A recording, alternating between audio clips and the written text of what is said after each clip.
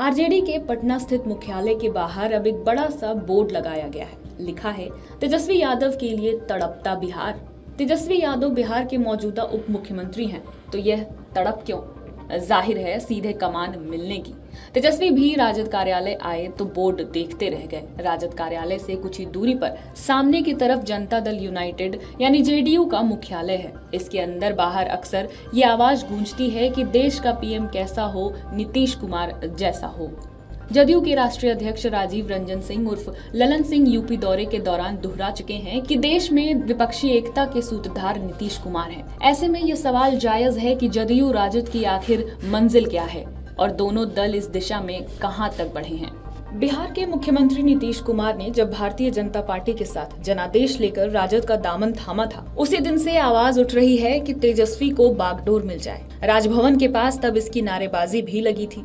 वह कसक बार बार किसी न किसी रूप से सामने आ ही जाती है। ताजा पोस्टर उस कसक को तड़प में दिखा रहा है। यह कहना भी गलत नहीं होगा।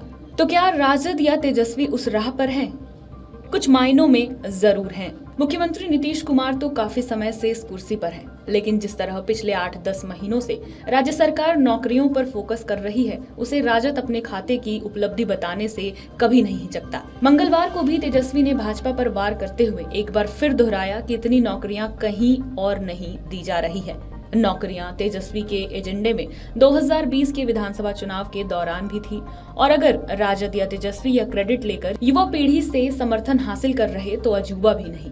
रोजगार और बेरोजगारी में पलायन बिहार का सबसे बड़ा मुद्दा रहा है, और इस नजरिए से देखें तो तेजस्वी इस मामले में आगे बढ़ते दिख रहे हैं।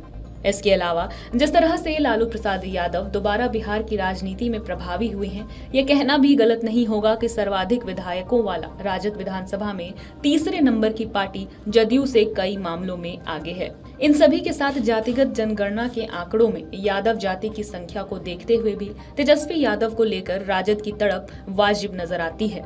23 जून को देश भर के भाजपा विरोधी दलों को पहली बार जुटाने में मुख्यमंत्री नीतीश कुमार की प्राथमिक भूमिका रही थी। पहली बैठक से ही यह उम्मीद जताई जा रही थी कि उन्हें विपक्षी एकता का संयोजक बनाया जाएगा। संयोजन की बात कई नेताओं ने कही, लेकिन संयोजक पद के लिए नाम प्रस्तावित नहीं हुआ।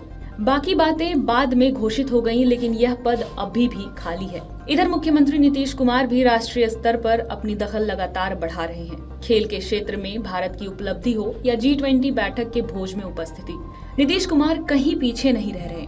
विपक्षी दलों के इंडी अलायंस की इधर बैठक नहीं हो रही है तो वह इसके लिए चिंतित भी दिख रहे हैं। दूसरे राज्यों के चुनाव पर भी नजर रख रहे हैं।